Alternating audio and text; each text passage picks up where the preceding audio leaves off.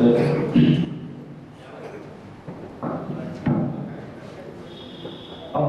بالله من الشيطان الرجيم.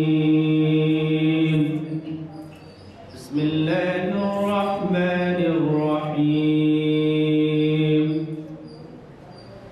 والسماء بنيناها بأيد وإنا لموسعون والأرض فرشناها فنعم الماهدون ومن كل شيء خلقنا زوجين لعلكم تذكرون ففروا إلى الله إني لكم منه نذير مبين. صدق الله العظيم.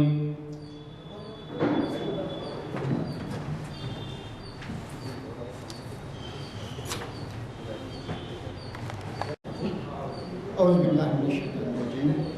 بسم الله الرحمن الرحيم. الله يبسط الرزق من يشاء ويقدر وفلح الحياة الدنيا وما الحياة الدنيا في الآخرة إلا متاع. صدق الله العظيم. برادران اکرام، یہ سورہ رعد کی 26ویں آیت ہے. اس آیت کے اندر اللہ تعالیٰ اپنا ایک اصول بیان فرماتے ہیں.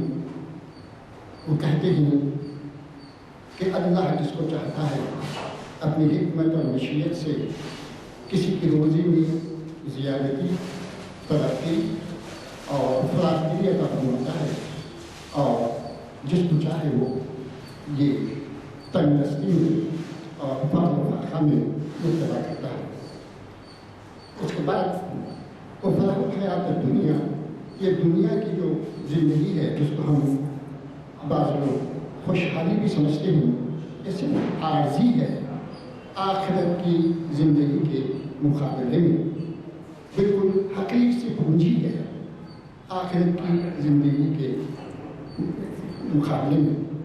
تو اللہ تعالیٰ نے فرماتے ہیں اور رزق کا دینا، زیادتی کرنا یا کم کرنا، یہ صرف اور صرف اللہ کی حکمت اور مشیت کے اوپر منحصر ہے. اس کے اندر کسی کا کوئی دخل نہیں ہے.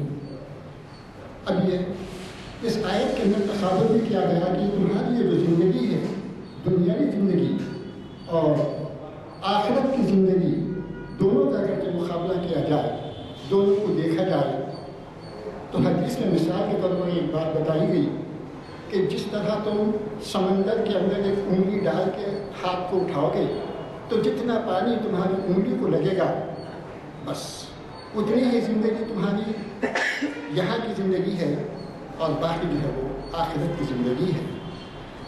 اسی طریقے سے ایک اور حدیث میں رسول اللہ صلی اللہ علیہ وسلم نے فرمایا، جب آپ کا گزر ایک چھوٹے سے بکری کے مردہ بچے کے اوپر سے گزرا تو آپ نے اس مردہ بکری کے بچے کا کان پکڑ کر اٹھایا اور فرمایا صحابہ سے کہ دیکھو اس کی کیا مقام ہے، اس کا کیا ویلیو ہے تمہاری نگاہ میں. چھوٹا بچہ ہے، مردہ ہے، جو آپ کے کسی کام کا نہیں ہے، تو اس کا کیا مقام ہے. اسی طریقے سے اللہ کی نگاہ میں دنیا کا بھی وہی حال ہے کہ وہ بالکل حقیر سی چیز ہے. لہٰذا ہم کو دنیا کے معاملات میں خوشحالی میں خوشبی میں ہونی چاہیے، تندرستی میں ہم کو افسردہ میں نہیں ہونی چاہیے. اس کے یہ معنی نہیں کہ اللہ تعالیٰ ہم سے راضی ہے لہٰذا ہم کو خوشحالی دیا، یا بہت سارے لوگ جو بالکل خوشحال ہیں، منفع الحال ہیں، جن کی آسائش و آرام کی زندگی کو دیکھ کے ہم دنگ رہ جاتے ہیں.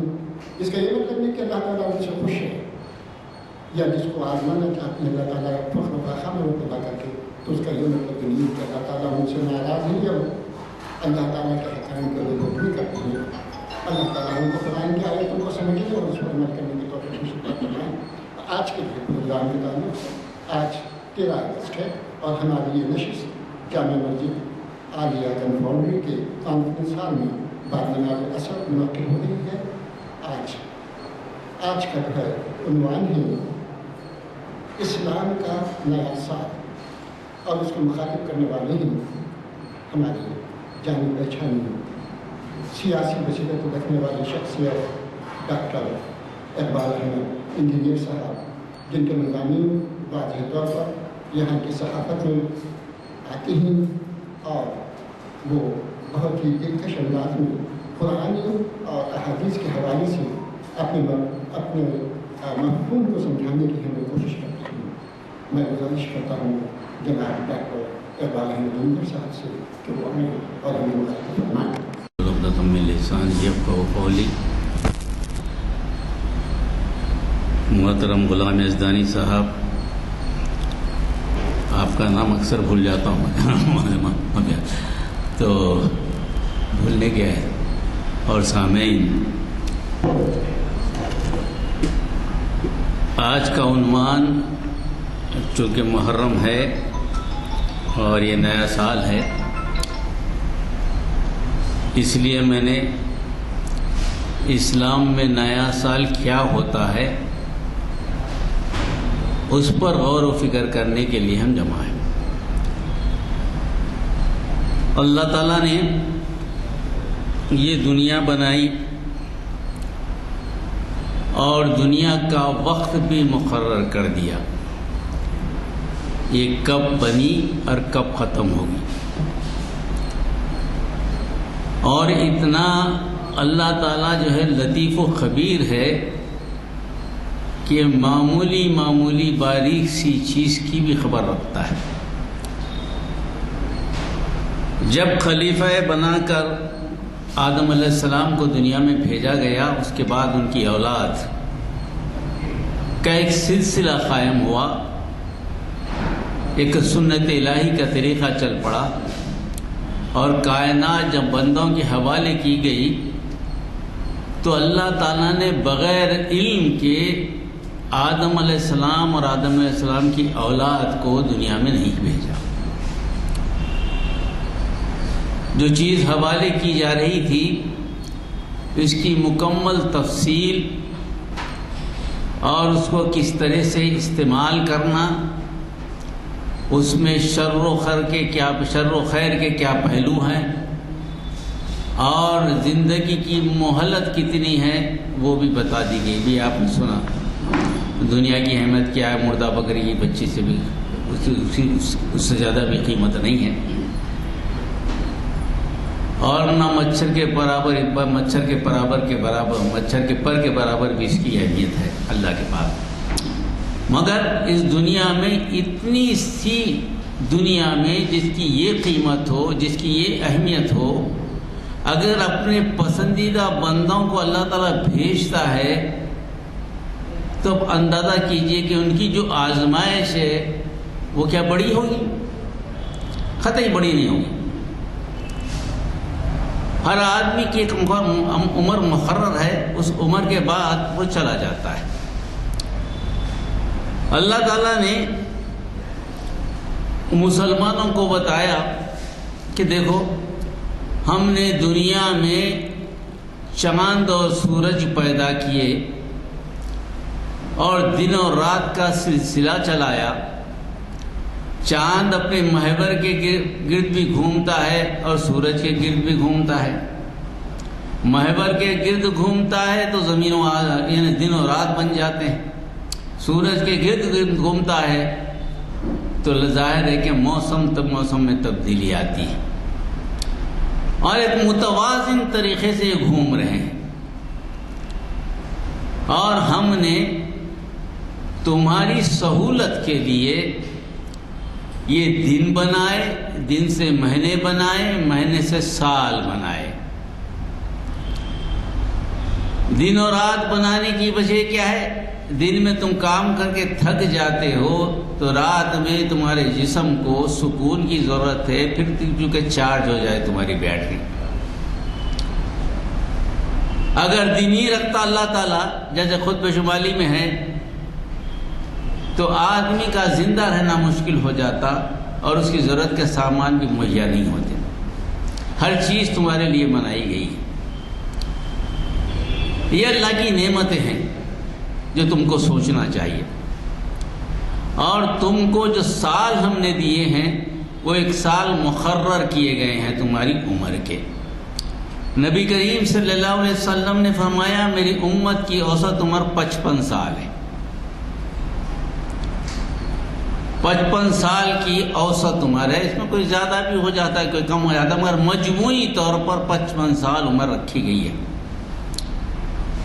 عہد طفولت کو لے لیں آپ تو 20 سال اس میں لگ گئے، عہد ضعیفی کو اگر آپ لے لیں تو 10 سال اس میں لگ گئے، بچے کتنے 20 سال 25 سال، اس میں سونے کے اوقات کو نکال دیں تو 1/3 اس میں لگ گئے۔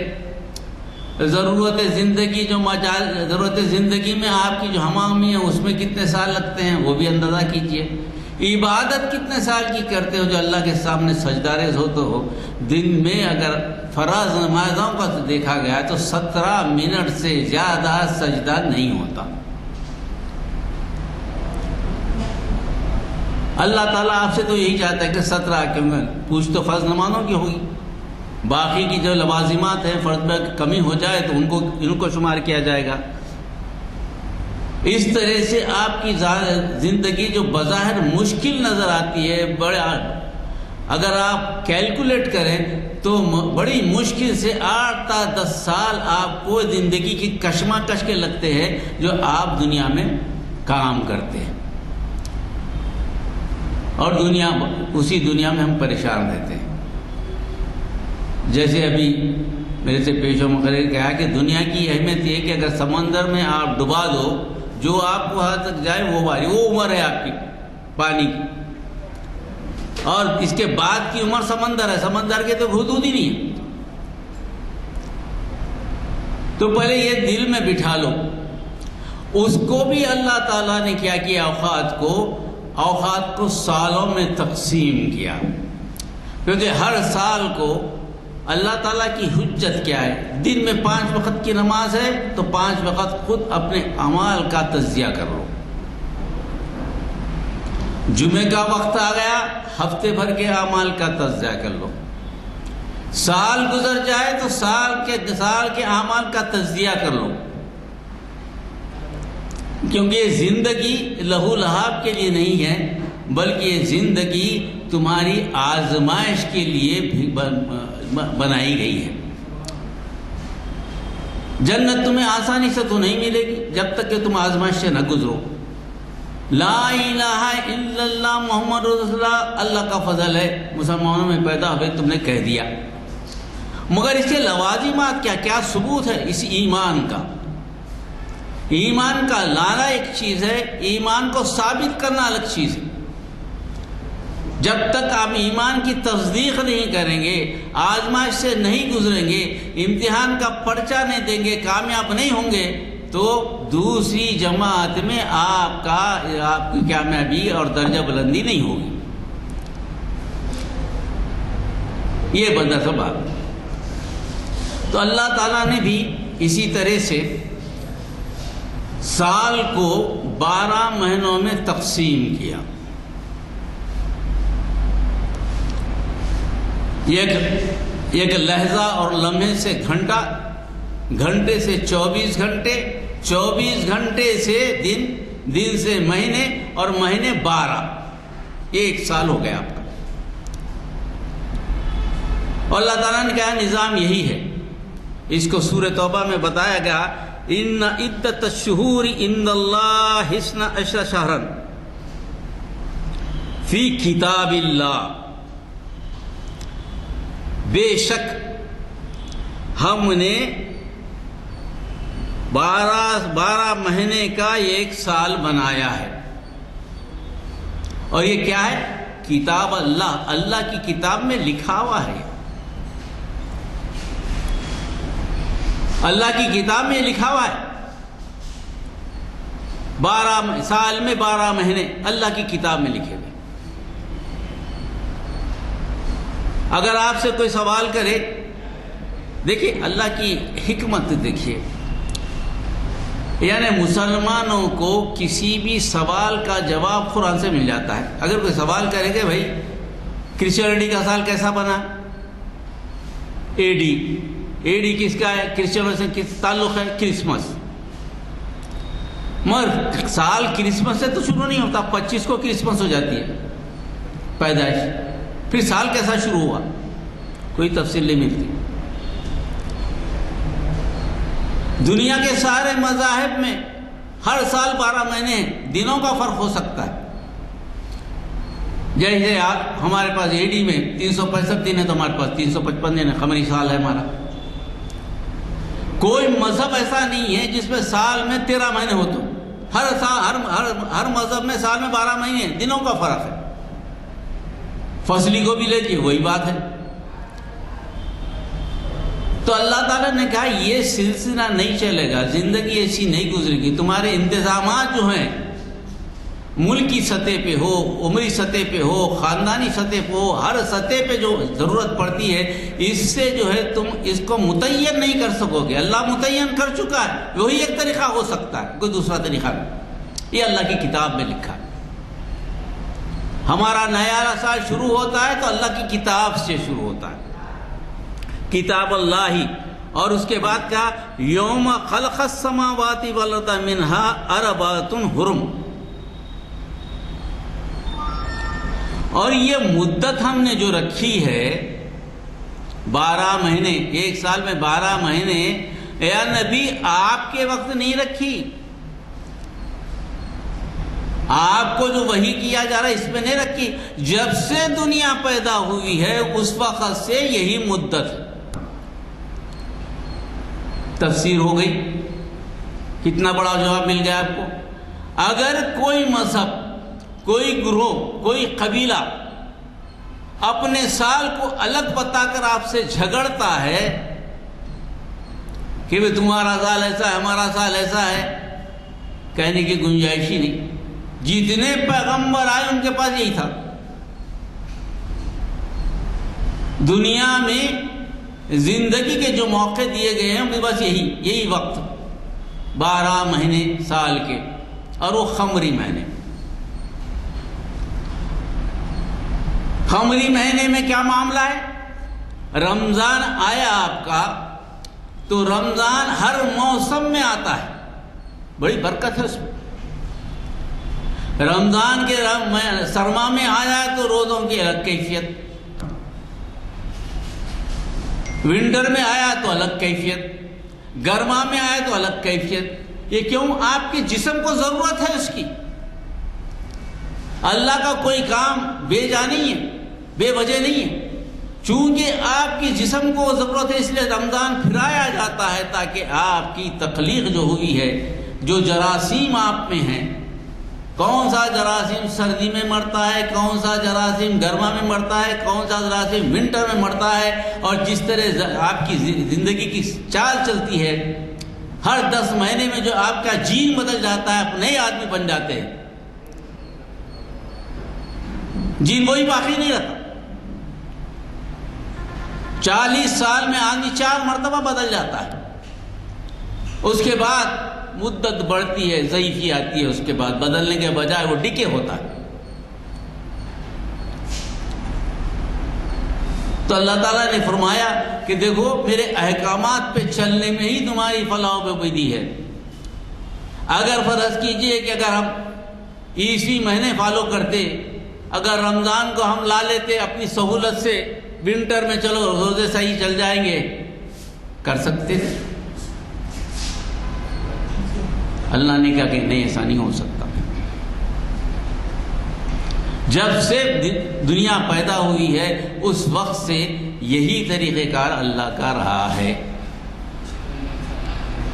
اور بات کہی گئی ذالک دین القیم، یہی ایک سیدھا صراط مستقیم ہے، یہی ایک سیدھا طریقہ ہے، اور کوئی طریقے کی زندگی گزر نہیں سکتی. اس سے پتہ کیا چلتا ہے؟ ہمارا سال نو نہ صرف سال نو ہے بلکہ تخلیق کائنات میں مخلوق کی زندگی کیسی گزاری جائے اور اس کا فائدہ کیسا اٹھایا جائے، کن مصیبتوں سے بچا جائے، کون سے فائدے اٹھائے جائیں، اس کا تعین کرتا ہے، اس کا تعین کرتا ہے. اور یہ ایک طریقہ ہے انسانوں کی نسل کو قائم رکھنے کا۔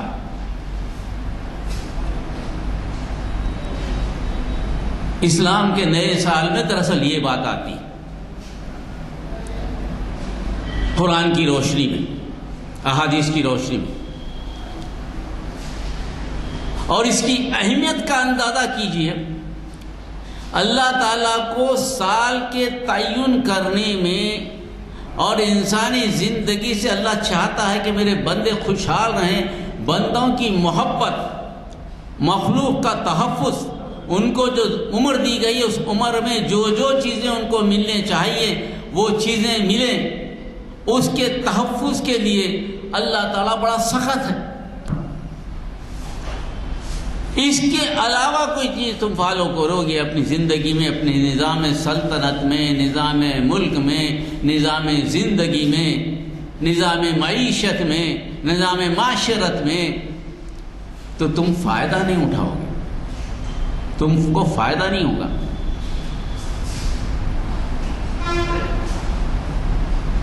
بجٹ کب بنے، کب تقسیم ہو، نیا سال کیسے شروع ہو، یہ سارے چیزیں تعین شدہ ہیں۔ اور اس کے بعد کہا گیا وَلَا تَظْلِمُوا فِيهِنَّ أَنفُسَكُمْ، اس معاملے میں اپنے نفسوں پہ ظلم مت کرو، اس حقیقت سے لڑو مت، اس پہ ظلم مت کرو اپنے نفسوں پہ۔ اس کے علاوہ سال کو تقسیم کریں گے آپ تو تم اپنے آپ پہ ظلم کریں گے، کیونکہ اللہ کی قدرت و کائنات کا توازن جو چل رہا ہے وہ توازن سے تم فائدہ نہیں اٹھا سکیں گے۔ تجارت یعنی جیسے کہ فصلیں اگتی ہیں، معیشت چلتی ہے، آدمیوں کی ضرورتیں جو ہوتی ہیں وہ چلتی ہیں، وہ سارے کے سارے اس بات پر محیط ہوتی ہیں کہ سال میں آپ کیا کمائیں گے، کیسا خرچ کریں گے، لوگوں کو کیسے بانٹیں گے۔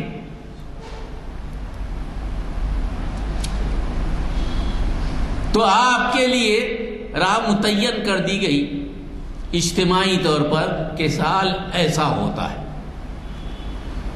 اور اگر تم اس کو نہ اسلامی سال کو نہ چلو تو دراصل تم کیا کر رہے ہو، ظلم کر رہے ہو۔ بڑی بدقسمتی سے اہل عرب نے اس کو چھوڑ دیا۔ اب جو ان کا نظام ہے قمری مہینوں سے نہیں چلتا، شمسی مہینوں سے چلتا ہے، اے ڈی سے چلتا ہے۔ بعض جگہ تو جمعے کی تعطیل بھی منسوخ ہو گئی، سیٹرڈے سنڈے کام چھٹی ہو رہی ہے، جمعے کو کام ہے۔ بجٹ رجب میں آتا تھا، اب جنوری میں آ رہا ہے۔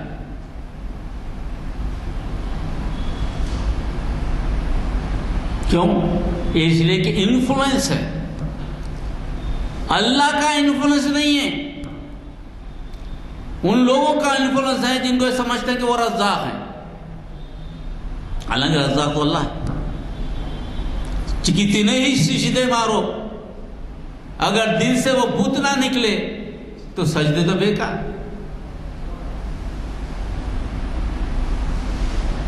کیا حرم کے اطراف منافقین نہیں رہتے؟ حرم کے اطراف مشرکین، آج تو مشرکین بھی نظر آ رہے ہیں، کبھی کبھی خبریں آ جاتی ہیں ایک صاحب وہاں چلے گئے، ایک صاحب وہاں چلے گئے۔ یہ کیا ہے؟ اللہ کے قانون کی خلاف ورزی، اور اس پہ اللہ تعالیٰ کہہ رہا ہے وَلَا فَلَا تَظْلِمُوا فِيهِنَّ أَنفُسَكُمْ، بس فیصلہ،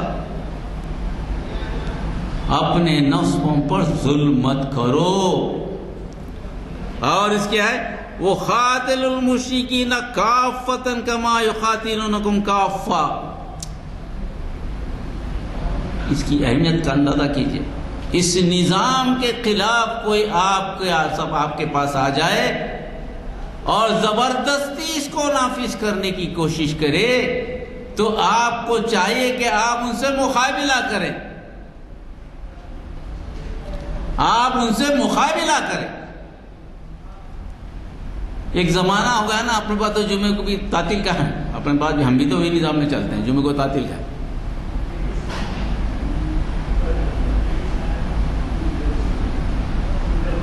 کیونکہ وہ لوگ اپنے معاملے میں اتنے شدید ہیں کہ اس نظام کے خلاف وہ تم کو جو ہے مارنے پہ تلے، تم کو مارنے کے لیے تیار ہے. اگر وہ نظام پر اگر آپ چلنے سے انکار کریں تو اللہ سے ڈرو، ان سے مقابلہ کرو. یہ حکم اللہ کے حکم جو ہے یہ رازق کا حکم ہے، کوئی رازق نہیں ہو سکتا.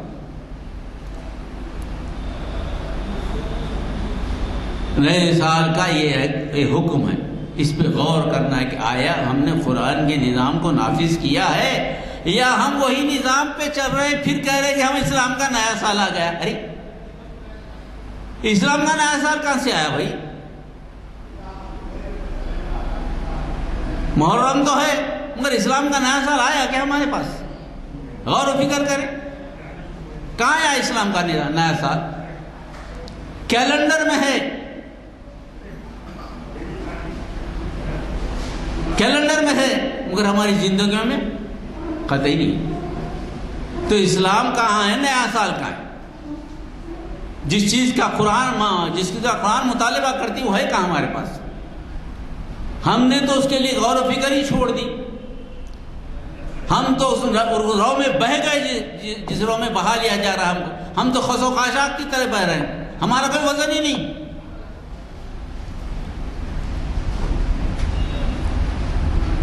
بڑے جوش سے لکھتے ہیں محرم الحرام، پہلی محرم نیا سال شروع ہو گیا، مبارکباد. کہیں کی مبارکباد؟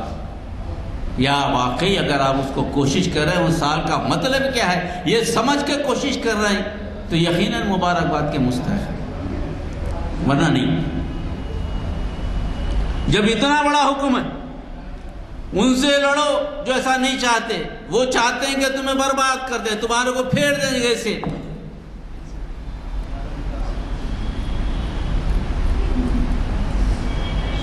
یہ وَاعْلَمُوا أَنَّ اللَّهَ مَعَ الْمُتَّقِينَ، جان لو کہ اللہ تعالیٰ متقیوں کے ساتھ ہے. یعنی تقوی کی ایک شکل بتا دی گئی. تقوی تو احساس ہے نا، تقوی عمل تھوڑی ہے. تقوی دل کا احساس ہے کہ دل میں اللہ کا خوف کتنا ہے. اگر یہ نہیں ہے تو تم اپنے آپ کو تقوی متقی کہلانے کے مستحق ہیں کیا؟ سوالیہ نشان. میں کچھ نہیں بول سکتا کسی کے تعلق سے. خود غور کرے کہ آئے واقع ہم متقی ہیں، خود متقی کہلائے، اللہ تعالیٰ تو نہیں کہتا.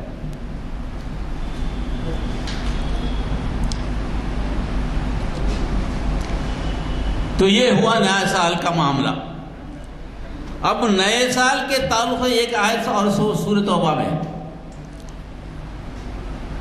یہ نصیحت یہ کہ اس پر احتجاج کرو، اس کو قائم کرنے کی کوشش کرو، اپنی زندگی میں نافذ کرو، اپنے معاشرے میں اس پر عمل کرنے کی کوشش کرو.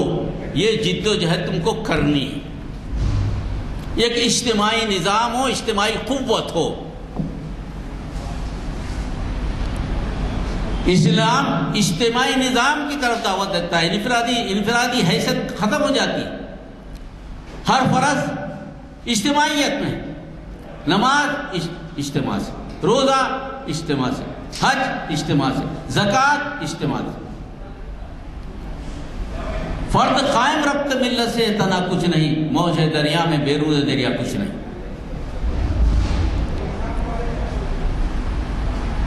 اب آگے چل کر اسی سورے میں ایک آیت بڑی اہم ہے. ہر سال تم کو مشکلات آ کر رہیں گی. اللہ تعالیٰ نے روز کی زندگی نہیں رکھی. ہر دن مشکل آئے گی، ہر ہفتہ مشکل آئے گی، ہر مہینہ مشکل آئے گی. نہیں، اللہ تعالیٰ نے آپ کا اسپین بڑھا دیا.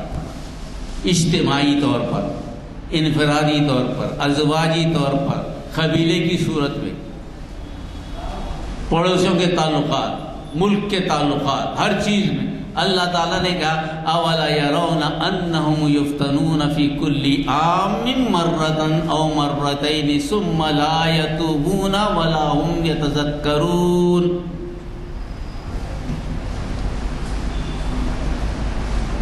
یہ بتا دیا سال اب اس کے بعد بولا کہ دیکھو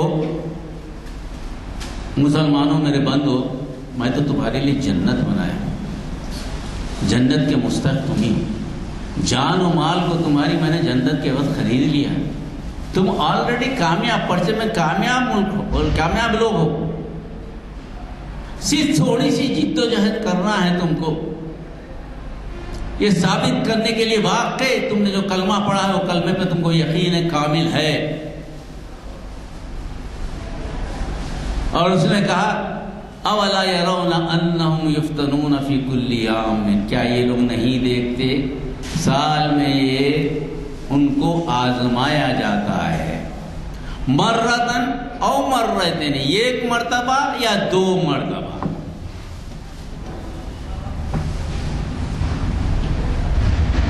اس کو اگر آپ تقسیم کر لیں، میں آگے آؤں گا، اولا یتبون ولا یتبون ولا ہم یذکرون، نہ یہ لوگ توبہ کرتے ہیں، غلطوں پہ نادم ہو کے میرے طرف آتے ہیں، نہ اس سے نصیحت حاصل کرتے ہیں۔ تو اب کیا ہے؟ مصیبت تو آنے والی ہے، مصیبت سے آپ بچ نہیں سکتے، زندگی میں مسائل آئیں گے اور ایک بڑی مشکل سال میں ایک مرتبہ یا دو مرتبہ ضرور آئے گی، تمہارے پہچان کو، تمہاری شناخت کو خطرہ بن جائے گی۔ انفرادی طور پر لیں، آپ خاندان کے بڑے کی شکل میں لیں، وہ پریشان ضرور ہوگا اپنے اطراف کے لوگوں سے، بچنا مشکل ہے۔ اگر قوم کی حیثیت میں لیں، آپ کو دبانے کی کوشش ہر طرف سے ہوگی، کوئی آپ کو چھوڑے گا نہیں۔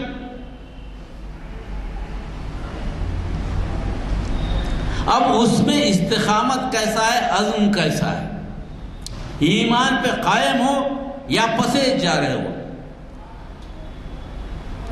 جو کلمہ پڑھا ہے اللہ کے علاوہ کسی پہ بھروسہ کر کے مانگ رہے ہو یا کسی کی پناہ میں جا رہے ہو، رسول اکرم صلی اللہ علیہ وسلم محمد رسول اللہ کہا، ان کی سیرت کو چھوڑ کر کوئی دوسری سیرت اختیار کر رہے ہو، یہ تمہیں سوچ رہا ہے، یہ تمہارا امتحان۔ اور زندگی وہی مختصر ہے، 50-55 سال کی کچھ بھی ہو جائے، آپ کو آزمایا جائے گا، مال کے نقصان سے، جان کے نقصان سے، اہل کتاب سے، مشرکین سے بری بری باتیں سننے کو ملیں گی، انتہائی تکلیف دہ حالات سے تم دوچار ہوگے، باوجود اس کے تم درمیانی راستہ اختیار کرتے ہو جو نبی نے بتایا ہے، اور مجھ پر یقین کرتے ہو، مجھ پر توکل کرتے ہو، تو تم دیکھو گے کہ تم ہی کامیاب ہو۔ رسول اکرم صلی اللہ علیہ وسلم کی اہانت ہو، یہ بڑی تکلیف، سب سے تکلیف دہ بات تو ہمارے لیے یہ ہوتی ہے، مگر اللہ کا اصول ہے، اللہ اور اللہ کے رسول پر جب کوئی اذیت پہنچتی ہے تو اس کا بدلہ دنیا میں لیا جاتا ہے، اور آخرت میں تو بدلہ ہے ہی ہے اس کا۔ یہ بہت ممکن ہو کہ آپ کی زندگی میں نظر نہ آئے، کیونکہ آپ کی زندگی ہے تو زندگی 50 سال 55 سال، مگر تاریخ بتاتی ہے کہ ایسے لوگوں کا انجام انتہائی خطرناک ہوا ہے، عبرتناک ہوا ہے۔ دنیا نے اس کو یاد رکھا ہے، چاہے فرعون ہو، چاہے نمرود ہو، چاہے چنگیز ہلاکو ہو، چاہے آج کے ہلاکو ہوں، آج کے چنگیز ہوں، آج کے فرعون ہوں۔ اگر آج آپ کو نظر نہ آتا ہو اپنی زندگی میں، بہت ممکن ہے کہ اب تم آزمائش سے گزر رہے ہو، مگر تمہاری آنے والی نسل ضرور دیکھے گی، کیونکہ اللہ کے پاس 50,000 سال دنیا کا جو ہے اس کا ایک دن اللہ کے پاس ہے۔ اللہ کا ایک دن دنیا کے 50,000 سال کے برابر. تو ہماری حیثیت کیا ہے؟ اللہ کے دن کے مقابلے میں کوئی حیثیت نہیں. یہ بڑی سستی آزمائش ہے، ہم کو اس سے گزرنا ہے. اس لیے ہمارا جو معاملہ ہے انفرادی طور پر بھی ہے، خاندانی طور پر بھی ہے، رشتے کے طور پر، خرابت داری کے طور پر بھی ہے، ماں باپ سے محبت پہ بھی ہے، اور اولاد سے محبت سے بھی ہے. خاندانی اعتبار سے آپ ذمہ دار ہیں، مگر اولاد اور ازواج کو اللہ تعالیٰ نے کہا فتنہ ہے، آزمائش ہے سب سے بڑی. انما اولادکم وازواجکم فتنہ، آزمائش ہے. آدمی ایمان سے ہٹتا ہے، گناہ کی طرف جاتا ہے، تو اولاد کی محبت میں، ازواج کی محبت، ازواج میں دو شریک، عورت کا بھی شمار ہے، مرد کا بھی شمار ہے. عورت اگر کبھی غلط کام کرتی ہے شوہر کے بتائے پہ کرتی ہے، مرد اگر کوئی برا کام کرتا ہے تو عورت کے سکھانے پہ کرتا ہے. یہ دونوں چیزیں ہیں فتنہ. خاندانی زندگی اس کو سمجھنے کی ضرورت ہے. کہاں جو ہے میں بھٹک رہا ہوں، کہاں مجھے احتیاط کی ضرورت ہے. ہمارے باپ ہوں، ہمارے بیٹے ہوں، ہمارے بھائی ہوں، ہمارے رشتہ دار ہوں، یا ہماری کمائی ہوئی دولت ہو، یا ہمارے کمائے ہوئے گھر، خوشنما گھر ہوں، مال ہم نے جو جمع کر کے رکھا ہے اس سے محبت ہو، اگر یہ سب آڑے آ رہے ہیں، اللہ کے احکامات پر چلنے سے روک رہے ہیں تم کو، ارے میرے تو یہ ہو جائے گا، باپ ناراض ہو جائے گا، کوئی بولے گا ارے بیٹا خفا ہو جائے گا، بیٹے کے لیے کرنا ہے، ارے بھائی کی اہمیت زیادہ ہے، دوسرا گیا تو گیا، میں بھائی کی طرف ہو کر بھائی کی طرف، بھائی اگر غلط بھی کرا تو میں اس کی تائید کروں گا. میرا خلافت دار ہے، اگر میں اس کو غلط کروں، میرے خلافت دار کے علاوہ کیا دوسروں کے اس میں حق میں فیصلہ کروں گا. میں نے وہ مال جمع کر رکھا ہے، وہ مال کو نقصان ہو جائے گا، اس کو کسی طرح سے بچا لوں. مکانوں سے محبت، مال سے محبت، یہ سارے چیزیں کیا ہے؟ انسان کی انفرادی زندگی ہے، کیونکہ اسلام فرد کو مخاطب کرتا ہے. وَلَا تَزِرُ وَازِرَةٌ وِزْرَ أُخْرَىٰ، کوئی کسی کا بوجھ نہیں اٹھائے گا. اگر ایک فرد صحیح ہو جائے، مرد صحیح ہو جائے، تو اس کے پیچھے جتنے لواحقین ہیں وہ صحیح ہو جائے گا. مگر مرد اگر کمزور پڑ جائے تو سمجھو کہ خود بھی کمزور ہوگا، خود خاندان کو لے ڈوبے گا. ایک عورت خدا نخواستہ گناہ میں ملوث ہو جائے گی تو اپنے ساتھ کتنے لوگوں کو دوزخ میں لے جائے گی؟ اپنے شوہر کو لے جائے گی، اپنے بھائی کو لے جائے گی، اپنے باپ کو لے جائے گی. تینوں ذلیل ہوں گے اس میں.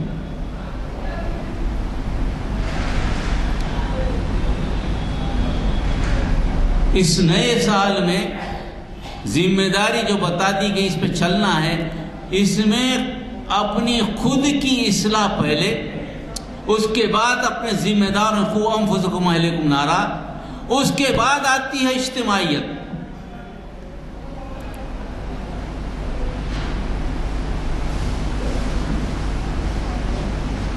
اگر یہ پورے سسٹم کو سمجھیں آپ تو آسانی سے اپنی ذمہ داریوں کو سمجھ بھی سکتے ہیں، مقابلہ بھی کر سکتے ہیں. آج دیکھیے توازن جو ہے اللہ تعالیٰ نے انسانی ذات میں بھی رکھا ہے. آپ کا جو سسٹم ہے اگر میں ایوریج لے لوں 50-55 کلو کا ہی لے لوں ایک آدمی کو، اس کے سسٹم کی نزاکت دیکھیے، اگر اس کو بخار آ جائے تو 10 ملی گرام کی یا 20 ملی گرام کی دوا کھا لیں آپ تو اصلاح ہو جاتی، بیلنس ہو جاتا. بڑا توازن رکھا زندگی. تخلیق کائنات میں بھی اللہ نے بڑا توازن رکھا. یہ سال 29 جولائی 2022 کو جب زمین گردش کر رہی تھی اپنے محور پر 1.5 سیکنڈ پہلے گردش ختم ہو گئی. 24 گھنٹے پورے نہیں ہوئے.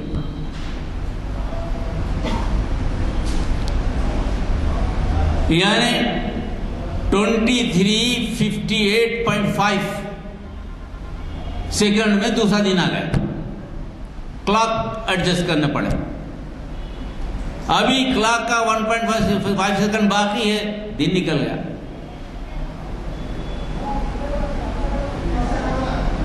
اس سے پہلے 22 جولائی 2020 میں ایسی ہوا. اس وقت 1.4 سیکنڈ پیچھے ہو گئی، تیز ہو گئی تھی. زمین حرکت تیز ہو رہی. اس کا اثر کیا ہے؟ کیا 1.5 سیکنڈ کی کوئی اہمیت ہے؟ ہمارے پاس تو کوئی اہمیت نہیں. مگر اللہ کے توازن میں کیا ہے؟ جتنا کمیونیکیشن سسٹم ہے آپ کا وہ سب کا سب گڑبڑ ہو گئی.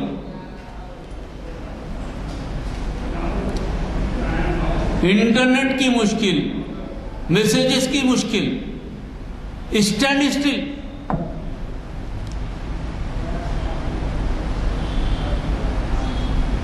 وہ 1 سیکنڈ میں کتنے کی ملین میسیجز جاتے ہیں.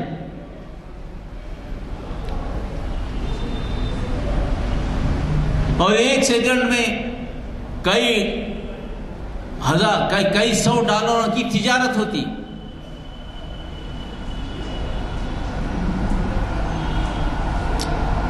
اگر صرف 3, 4 یا 5 سیکنڈ زیادہ چلے، تیز چلے، دنیا کا سارا سسٹم فیل، کرش ہو جائے گی دنیا.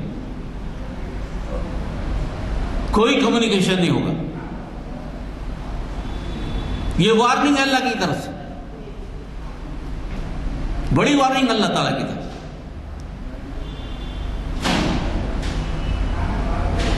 اور آدمی یہ کام اپنے اخلاق کی وجہ سے، کیونکہ اللہ نے جو بتایا ہے نا، سارے مخلوق کے ساتھ آپ کو جوڑ دیا ہے. آپ مخلوق کے ذمہ دار ہیں عارضی، اس کو ساتھ لے کے چلنا ہے. آپ کی ایک چال ہے، اس کی ایک چال ہے. زمین آپ کو سینے پہ بٹھائی ہوئی ہے، جہاں آپ کو موجود ہونا وہاں موجود ہونا. مگر وہاں سے آپ ہٹ رہے، زمین متاثر ہو رہی. برف تیزی سے پگھل رہی ہے، پانی بڑھ رہا ہے. ایکسس 4 میٹر ہٹ گیا ہے اس کی طرف.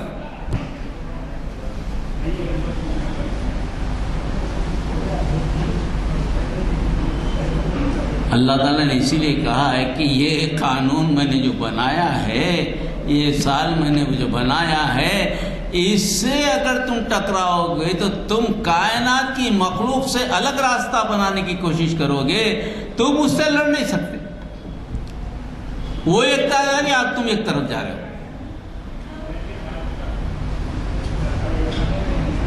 تم اپنے آپ پہ ظلم کر رہے ہو. ارض کا کچھ بھی نہیں جاتا. ارض کو تو اللہ تعالیٰ نے حکم دیا ہے نا کہ تو میرے بندوں کے واسطے قابل سکونت بن جا، ٹھہر جا، رفتار کو کم کر تاکہ میرے بندے رہیں، تجھ سے استفادہ کریں. اس کے بعد اللہ نے اس میں غذا رکھی قیامت تک. لوگوں نے کہا اللہ تعالیٰ سورج زمین و آسمان دونوں نے کہا کہ ہم تیری اطاعت میں ہیں. اب تم اطاعت نہیں کرو گے اللہ کی تو زمین کو کیا پڑی ہے کہ تمہارے ساتھ چلے؟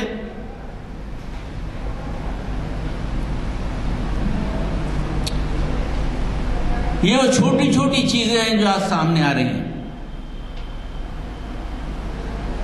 اللہ تعالیٰ صرف 4 سیکنڈ کی رفتار بڑھا دے، زمین کی اس میں رفتار تیزی کر دے تو دنیا کا حال کچھ سے کچھ ہو جائے گا.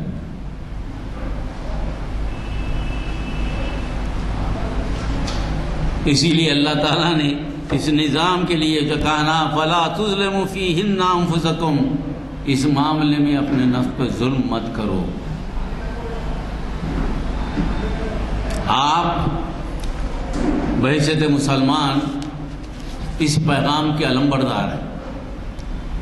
آپ ہی دنیا کو بچا سکتے ہیں، کوئی دوسرا نہیں بچا سکتا. دنیا کا علم کہیں ہے تو اسی کتاب میں. باقی کے جتنے بھی آپ کو علم ملیں گے دنیا میں ہنرمندی کے علم نہیں ہے، اس میں اللہ کی پہچان نہیں ہے. کسی علم میں نہیں ہے اللہ کی پہچان. انجینئرنگ میں کیا اللہ کی پہچان ہے؟ میڈیسن میں کیا اللہ کی پہچان ہے؟ مینجمنٹ میں کیا اللہ کی پہچان ہے؟ کچھ نہیں. اللہ کی پہچان کس میں ہے؟ اسی میں. اسی لیے اللہ تعالیٰ نے کہا جب تم سے مقابلہ ہوگا تو چند لوگ تمہارے سامنے آئیں گے تو مقابلے پہ کھڑے ہوں گے. ایک تو وہ اس کتاب کے علم کے تعلق سے کوئی دلیل ان کے پاس نہیں ہوگی. جب وہ پوچھیں گے، جب تم پوچھو گے تو بولے گے تمہارا دین بھی تم چلو، ہمارے دین پہ ہم چلتے ہیں. کوئی ایک بات صحیح ہوگی نا، یہ تو یہ صحیح ہو گیا تو وہ صحیح ہوگا. 2 چیزیں تو صحیح نہیں ہو سکتی. دنیا میں 2 سچ تو نہیں ہو سکتے.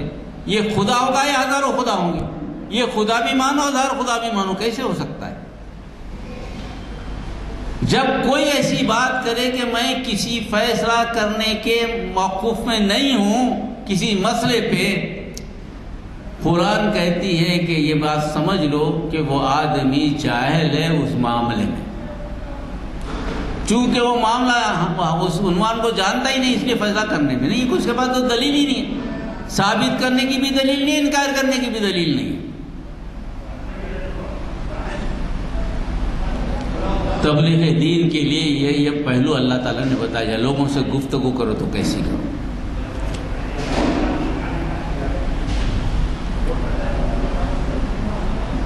دوسری چیزیں واقعات ہیں جس میں شبہ پیدا ہوتا.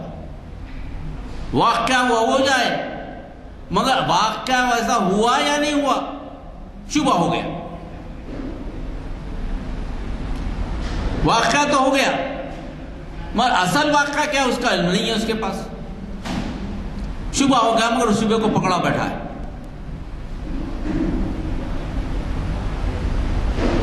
اس کی مثال قرآن مجید نے دی وما قتلہ وما صلبہ ولکن کان شبہ لہم. نہ عیسیٰ علیہ السلام کو انہوں نے قتل کیا نہ صلیب پہ چڑھا دیا مگر ان کو یہ چیز شبہ میں ڈال دی. مطلب یہ کہ سولی پہ تو چڑھایا گیا، کون چڑھایا گیا نہیں معلوم. یہ لوگ سمجھیں گے عیسیٰ علیہ السلام کو چڑھایا گیا. اللہ بولا سولی تو پہ چڑھے گیا کہ ایک آدمی، مگر وہ عیسیٰ نہیں تھے.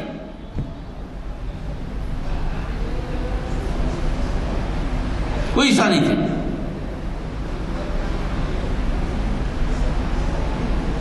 بنی اسرائیل کی اور ایک مثال دی گئی.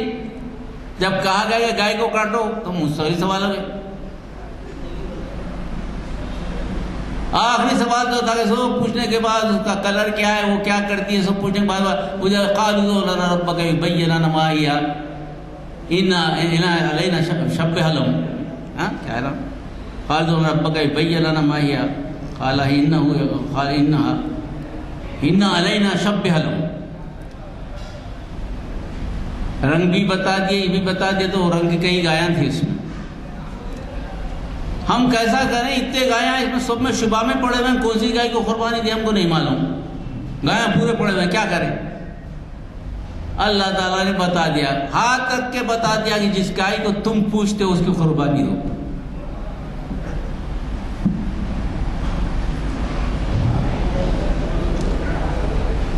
تو یہ شبہ کا مطلب یہ کہ اپنا جو موقف ہے اس موقف پہ قائم رہنا، حالانکہ حقیقت سامنے ہے.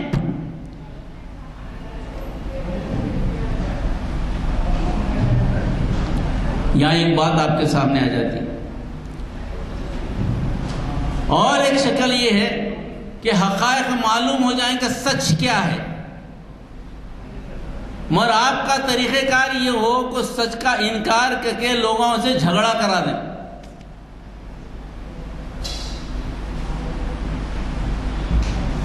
ایک طریقہ یہ ہے.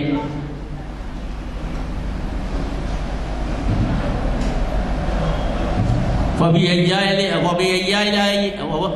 آلَاءِ رَبِّكَ تَتَمَارَىٰ، اللہ کی کن نعمتوں کا انکار کرو گے؟ آنکھ کا، ناک کا، کان کا، کس کا انکار کرو گے؟ تمہارے سامنے تو ہے نا.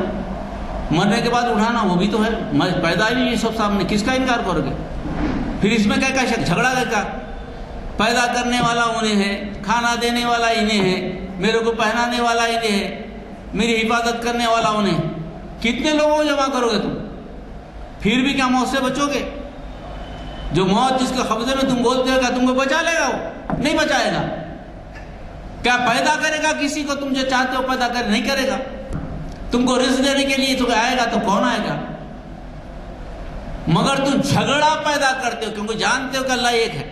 کوئی مذہب نہیں کہتا کہ اللہ دو ہے، اللہ ایک ہے، مگر جھگڑا کرتے ہو. ایک طریقہ کار یہ ہے.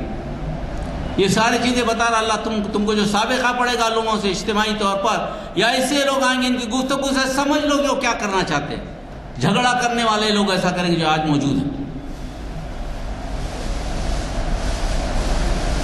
چند لوگ ایسے ہیں جو حقائق کو ایک دوسرے پر ایسا ملوث کر دیتے ہیں، شک میں خود پڑے رہتے ہیں، جانتے کہ یہ سچ ہے، مگر یہ دیکھتے ہیں کہ میرے مفادات کو نقصان ہو جائے گا، میری قیادت چلے جائے گی، میرا مال کا نقصان ہو جائے گا، میری شہرت ختم ہو جائے گی، میری عزت ختم ہو جائے گی، میں مذہب کا جو بڑا نمائندہ بن کے بیٹھوں گا، کون پوچھے گا مجھے؟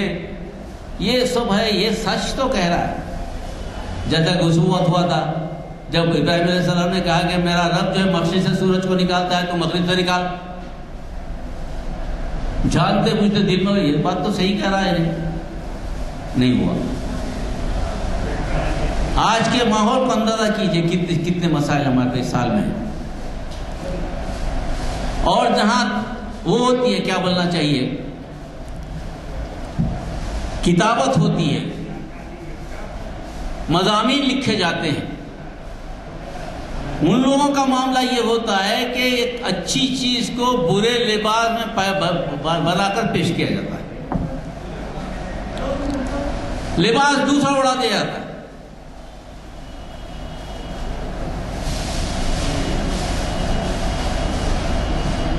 خدا کو ثابت کرنے کے لیے اپنی جو بیان ہوتے ہیں دوسرا. آخری جو چیز ہے وہ یہ کہ انسان کو اللہ تعالیٰ نے کہا کہ ان کو پیدائشی طور پر اس کو اپنے وجود کو بچانے کے لیے متفکر بنا کے میں نے پیدا کیا ہے. اس کی زندگی کو چیلنج ہے، ہر جگہ اس کو اپنے آپ کو تحفظ کی فکر لگی رہتی ہے. وہ بنیادی طور پر پریشان آدمی ہے اور بچاؤ کے لیے کوئی چیز دیکھتا ہے. کوئی آدمی بھی پیدا ہونے کے بعد سکون سے نہیں رہتا، کوئی چیز کی تلاش رہتی ہے کہ میں کیسا بچ جاؤں، میری صحت کیسی رہے، میں مرنے سے بچ جاؤں، وہ کمانے سے بچ جاؤں، یہ کمانے سے بچ جاؤں. یہ ہے بنیادی طور پر یہ چیز ہے. کوئی آدمی نہیں کہہ سکتا کہ میں خوشحال ہوں یا مجھے فکر نہیں ہے. فکر سے پیدا کیا گیا رہتا. کوئی آدمی بے فکرہ نہیں ہے. اسی لیے جب قرآن مجید کی پہلی آیت آ گئی تو اس میں کیا گیا، الف لام میم ذالک الکتاب لا ریب فیہ. یہ وہ کتاب ہے جو اللہ تعالیٰ نے بھیجی ہے، اس میں کوئی شک نہیں ہے. پیدائشی تم جو شک میں پڑے ہو کہ میرا کیا ہوگا، میری زندگی کیسی چلے گی، مجھے کیا ہوگا، کیا نقصان ہوگا، کیسا بچوں، یہ سارے کے سارے شکوک کو اس میں دور کیا گیا. اس میں ایسے کوئی شک نہیں ہے. تو اس سال میں میں نے 5 چیزیں بتائی کہ لوگوں سے معاملہ کرتا ہوں، لوگوں کے سوالات کے جوابات سے آپ اندازہ لگاتے کہ اس کی نالج کیا ہے. اگر دلیل نہیں ہے شک کر رہا ہوں، اس کے پاس جاہل ہے، علم کی کمی ہے، آپ کا جو سوال ہو رہا ہے شک کر. دلیل نہیں دے رہا، تم بھی وہی کرو میں بھی یہ کرو، تو مطلب ہے کہ وہ آدمی آپ جو علم لے کے گئے ہیں اس سے ناواقف ہے. اور شبہ میں جو پڑا ہوا ہے تو اس کے سامنے آپ جیسی کوئی کیفیت، آپ جیسا مذہب ہے، مگر وہ مذہب ثابت نہیں کر سکتا کیونکہ عیسیٰ علیہ السلام خدا ہے. ہمارے پاس خدا عیسیٰ علیہ السلام خدا نہیں ہے. تیسری چیز یہ کہ جانتے بوجھتے جھگڑا کرنے کے لیے اسلام حق ہے بول کے معلوم ہے سب کو. کوئی بھی عالم دنیا کا کسی مذہب کا ہو، اسلام حق ہے سب جانتے ہیں. الذین آتیناہم الکتاب یعرفونہ کما یعرفون ابناءہم وان فریقا منہم لیکتمون الحق وہم یعلمون الحق من ربک فلا تکونن من الممترین. وہ تو ایسے جانتے ہیں تمہارے بیٹے کو جیسا. یہ لوگ جھگڑا کرنے والے ہیں. جتنے بھی علماء ہیں، جتنے بھی مذاہب کے لوگ بیٹھے ہیں نا اسلام کے خلاف کرتے ہیں، وہ جانتے ہیں اللہ حق ہے. ان سے جھگڑا کر، ان سے کیسا مقابلہ کرنا. اور جتنے ہمارے درمیان بیٹھے ہیں نا بڑے بڑے لوگ، مسلمان ضرور ہیں یا دوسرے بھی جو ضرور ہیں، اپنے مفادات کو قربان کرنا نہیں چاہتے، اپنی ذات و حیثیت کو بچانا چاہتے ہیں، وہ لوگ کیا ہیں؟ وہ لوگ بھی موجود ہیں. ان سے کیسی بات کرنا. اور لٹریچر پڑھے تو لٹریچر میں کیسا پڑھنا. اور ہر آدمی جو پریشان ہے، جیسے کہ موت کے قریب ہے، مرتے وقت آدمی بہت پریشان ہوتا ہے، اس وقت اس کے سامنے پیغام رکھو، انشاءاللہ کامیابی ہوگی. یہ چند باتیں تھیں جو میں نے سال نو کے حساب سے کہا. سال نو، اسلام کا سال نو ہمارے پاس بڑا مبارک دن ہے. اس کی اہمیت کیا ہے آپ کو سمجھنا چاہیے. اور سال نو کو قائم رکھنے کے لیے اللہ نے لڑنے تک کا حکم دیا ہے. اس کو ذہن میں رکھیے اور اس پہ چلنے کی کوشش کیجیے. انشاءاللہ اللہ تعالی ہم کو آپ کو رہبری کرے اور ہدایت کرے. السلام علیکم. ہمیشہ کی طرح کتاب بڑا عالمانہ رہا. ہمیں بڑی خوشی ہوتی ہے کہ ایسے حضرات جو دیگر مصروفیات کے باوجود ہم سے تعاون کرتے ہوئے ہمارے محافل کو مخاطب کرتے ہیں، اللہ انہیں جزائے خیر دے.